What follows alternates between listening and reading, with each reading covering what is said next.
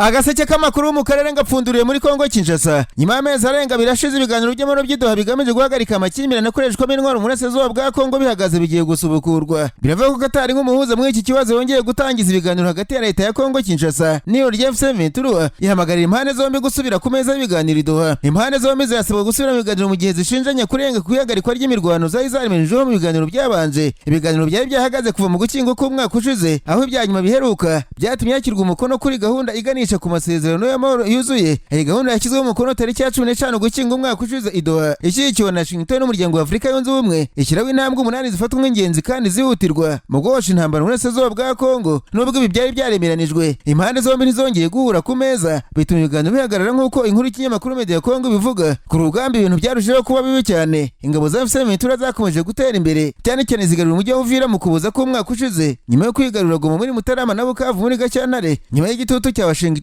inyeshyamba zatangiye kuva buhoro buhoro mu bice bimwe na bimwe by'umujyi imbere yo gusohokamo burundu tariki ya 17 z'ukwezi kwa mbere umwaka. Ibiganiro byatangaje ko bigiye kongera gusubukurwa idoha bifatwa nk'amahirwe akomeye yo gutabara ibiganiro by'amahoro byaciwe intege ariko byatangaga icyizere. Ubu noneho ariko bagize inteko ishinga amategeko ya Leta z'Ubumwe za Amerika biravuga ko bari kuganira uko kiriya gihugu cyafatira u Rwanda ibihano nyuma y'uko rwo na Kongo Kinshasa binaniwe gushyira mu bikorwa amasezerano y'amahoro byasinyanye mu byumweru 6 bishize. Nibwo ba Perezida Paul Kagame na Tshisekedi bashyize umukono kuri ariya masezerano muri rwo gucubya umwuka mubi umaze igihe hagati y'ibihugu byombi no gukemura ikibazo cy'amakimbirane mu burasirazuba bwa Kongo. Icyakora kuva amasezerano yasinywa umwuka wakomeje kuba mubi hagati ya Kigali na Kinshasa ndetse ingabo za Kongo zakomeje kurwana n'inyeshyamba za M23 bamaze imyaka ine bari mu ntambara. Kuri ubu amakuru ava ko abadepite muri Kongere ya Amerika baba mu ishyaka ry'abarepublikani ndetse n'abademokarate bakomeje kugaragaza ko hakenewe gusuzuma ingamba z'igitutu ku Rwanda nk'uko Jeune Afrique bivuga. Igitangazamakuru cyavuze ko abenshi mu badepite bakomeje gushinja u Rwanda kuba rutarimo gushyira imbaraga zihagije mu gushyigikira amahoro arambye mu burasirazuba bwa Kongo, bityo bagasaba ko hakorwa isesengura rikomeye ry'uruhare rwarwo mu gukomeza ko amakimbirane. Amakuru kandi ava ko ari ibiganiro biri kuba ku bijyanye n'ibihano bigenewe abantu ku giti cyabo bishobora kwibasira abayobozi b'u Rwanda, kugabanyirizwa inkunga ruhabwa cyangwa se bukaza amabwiriza agenga ubufatanye mu by'umutekano. Washington yongeye gutekereza gufatira ibihano u Rwanda n'abayobozi barwo mu gihe muri Gashyantare umwaka ushize yabifatiye umujyanama wa Perezida wa Repubulika mu bya gisirikare Retired General James Kabarebe yashinje kugira uruhare mu ntambara yo mu burasirazuba bwa Kongo Kinshasa. Ubwo kandi umutwe wa MRDP twirwanaho ku wa kabiri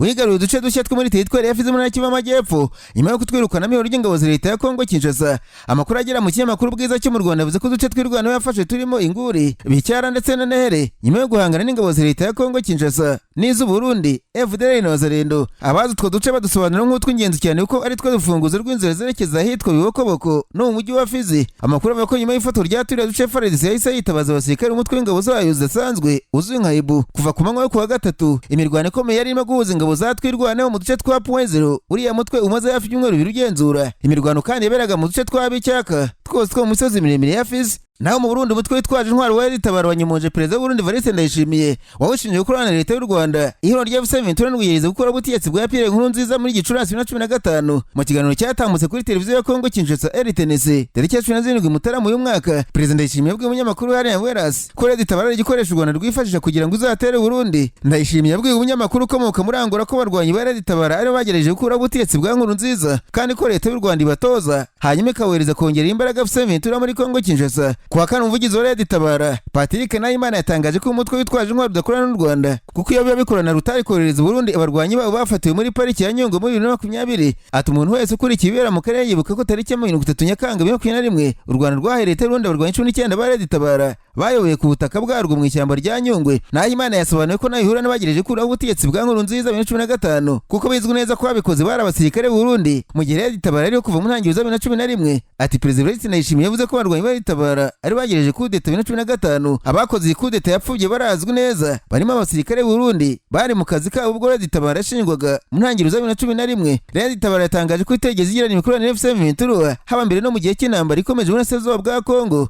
Isobanura ko amagambo Ndayishimiye yavuze agamije kuyobya abantu kugira ngo bibagirwe impamvu nyakuri irwanira. Uyu mutwe witwaje intwaro ubukije abarundi n'umuryango mpuzamahanga kurwanya icyemezo cya CNDD-FDD cyo gutesha agaciro amasezerano y'amahoro yarusha afite intego yo gushyiraho ubutegetsi bushingiye kuri demokarasi. hanyuma ariko kandi abagize urubyiruko rw'imonera kuri 35 mu Burundi bagiye kumara ibyumweru bibiri bafungiye kuri sitasiyo za polisi muri komine Cibitoki mu ntara Bujumbura mu burengerazuba bw'u Burundi bazira birimo gucuruza lisansi. Ikinyamakuru SOS Mireke yavuze ko izo mbonerakure zafashwe zikekwa ubucuruzi bunyuranyije n'amategeko bwambukiranya umupaka ndetse no gufasha abanyekongo kwambuka umugezi wa Ruzizi utandukanye ibihugu byombi. Izo mbonerakure zafashwe nyuma y'inama y'umutekano yabaye tariki 9 Mutarama uyu mwaka iyobowe na guverineri w'intara Bujumbura Jenerali Major Aloys Ndayikengurukiye irimo n'abayobozi b'inzego z'ibanze, abashinzwe umutekano n'abahagarariye amadini. Abagera kuri 15 bafatiwe ku musozi wa Nyamitanga mu gace ka Bukinanyana, 12 ku musozi wa Rukana, abandi 8 bafatiwe ku musozi wa Rusiga muri komine ya Cibitoke. Bamwe bafatanywe ibicuruzwa binyuranyije n'amategeko birimo lisansi n'imyenda, abandi bafatwa bari kwambutsa rwihishwa abanyekongo bavungwaga umutekano muke mu burasirazuba bw'igihugu cyabo. Abategetsi basabye ko hakazwa ingamba z'umutekano ndetse abafashwe bakajya bafungwa muri gereza nkuru ya Mpimba kuko muri Cibitoki nta gereza nyayo ihari. Imbonerakure n'ishami ry'urubyiruko rya CNDD-FDD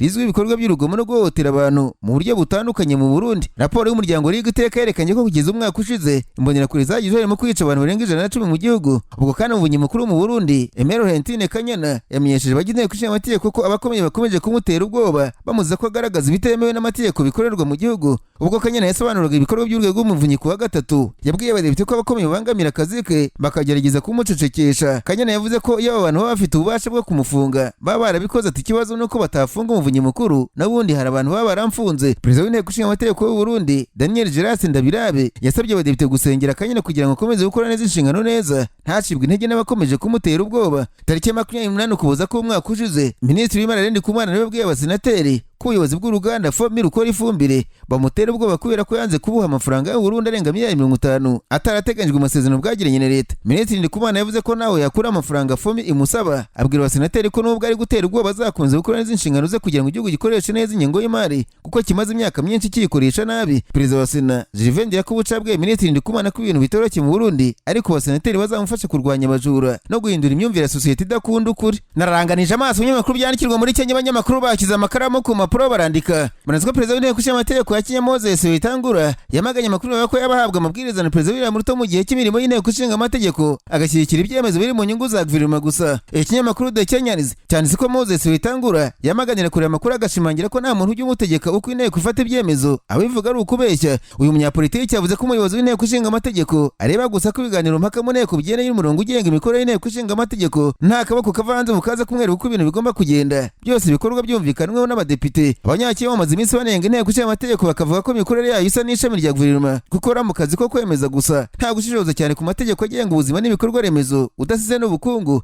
Imishinga izimeze nk'iyamaze guhabwa umurongo kwitambuka nta wujije ikibazo. Moses Wetangula yarahirenga ko kuva yaba perezida w'inteko ishinga amategeko nta muntu n'umwe uramwegera ngo mubwire uko ibintu bigomba kugenda, ndetse ko na perezida William Ruto ubwe ataragereza kumuhindurira imyumvire kandi ko niyo yahamagarwa atakwemera gukora ikosa nka ririya. Uyu mugabo yavuze ko mu mateka inteko ishinga amategeko ya Kenya yaranzwe no kwigenga ndetse no mu gihe byagaragara ko bikomeye inteko ishinga amategeko yahagaze itajegajega ikifatira imyanzuro nta rwego rushyizeho igitutu nk'uko bikeka kuri Moses Wetangula. Uyu mugabo yaherutse kuvuga ko inteko ishinga amategeko ya Kenya yabikabya mu gutumiza abategetsi mu rwego nyubahirizategeko bagahatwa ibibazo muri za komisiyo, ndetse ko hari bamwe bamubwiye ko batumizwaho by'umwanduranyo cyangwa se gushaka kubikiza. Aha niho bahera bavuga ko wasanga perezida William Ruto yamushyizeho igitutu amusaba kutongera gutumiza abategetsi mu bigo bya leta na za minisiteri mu nteko ishinga amategeko muri za komisiyo. Hari abategetsi bamwe usanga barahamagajwe muri komisiyo nk'eshatu cyangwa se zirenga bagamije kubabaza ku kintu kimwe gusa, bamwe bakabifata nko kurengera cyangwa se kubagendaho. Agaseke k'amakuru mu karere ngafunikira muri Uganda, abanyamakuru bakozeje babo nino barandika. Manasiko abaturage batuye ahitwa Magere mu karere ka Kiso muri Uganda hatuye umunyapolitiki Robert Cyaguranye alias Bobo Wine bavuze ko babayeho mu bwoba ndetse bagenda ku magi kuko hari umutekano ukajijwe ku buryo budasanzwe. Ikinyamakuru Daily Monitor cyavuze ko abaturage bavuga ko nta kanya gashira hatanyuze imodoka y'igisirikare yuzuye abasirikare bagenzura ku gace. Ako gace kari ahitwa Kasangate mu gasanzwe karangwa mu muziki wari uri hejuru cyane, ariko ubu nguracu gakeka ko abantu bari mukiriye kubera ko nta rujya n'uruza ruhari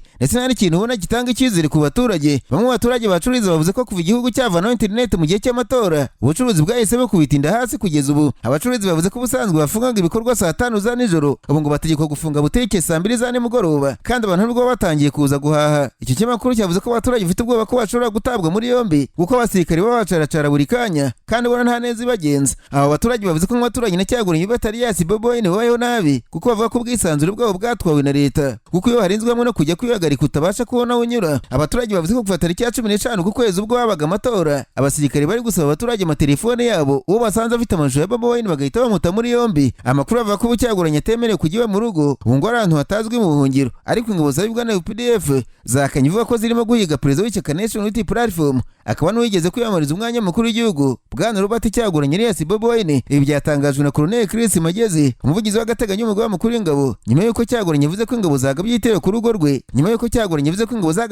rugo rwe mu ntangiriro z'icyumweru gishize bigatuma ahunga. Colonel Magezi yavuze ibi mu gihe abayobozi b'Minisiteri y'Ingabo n'abavetera bari imbere y'inteko ishinga amategeko bagaragaza ingengo y'imari yo Minisiteri y'umwaka w'ingengo y'imari iri imbere. Itsinda ryewe na Minisitiri w'Ingabo Jacob Obote hamwe n'umunyamabanga Rose Byengoma ryagaragaje ingengo y'imari ingana na tiriyari enye z'amashiringi ya Uganda, hakaba hateganywa ko izagera kuri tiriyari 8 mu mwaka w'ingengo y'imari 2030-31. Nubwo ibiganiro bya bigamije ingengo y'imari, impaka nyinshi zahise zerekeza ku bivuga ko Bobi Wine yaba yaragiye kwihisha nyuma y'itangazwa y'ibyavuye mu matora ya perezida ndetse n'ibyavuze ibitero cyagabwe ku rugo rwe. Colonel Magezi yavuze ko ibyo bitero nta shingiro bifite, ashimangira ko UPDF nta mugambi wo guta muri yombi ufite kuri Bobi Wine. Colonel Magezi ati Cyaguranye ari mu rugo we kandi ejo nimugoroba niho aherereye amahoro ni yose. Yongeraho ko ari kubitabuza izindi nzego z'umutekano zirimo polisi ya Uganda kugira icyo zimukurikiranaho niba hari ikibazo cy'amategeko cyaba kimureba. Uganda igendera ku mategeko niko avuga ati ko umunyapolitike cyangwa se umuyobozi w'ishyaka ntimuha ubudahangarwa, ariko kugeza ubu nta cyaha tuzi yaba yarakoze, niko Magezi avuga.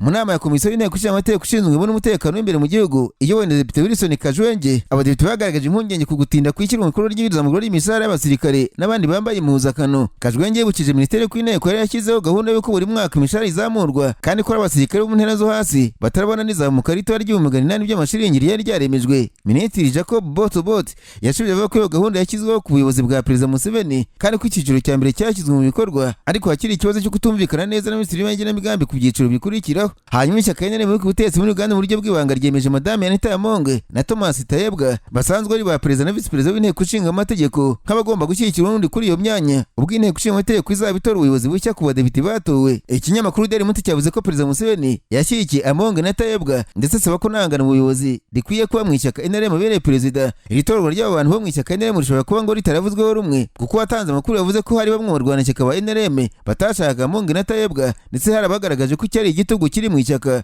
ngo harabashaka nabo ubwabo kwiyamamaza kuri iyi myanya iri mu yihemba neza cyane mu nteko ishinga amategeko ya Uganda. Perezida Museveni yavuze ko abantu bashima ko bitwaye neza mu matora aherutse mu gihugu yaba ya perezida n'abadepite kandi bakunze guhagarara neza mu gihe ishyaka NRM ryabaga rikeneye amaboko mu nteko ishinga amategeko ya Uganda.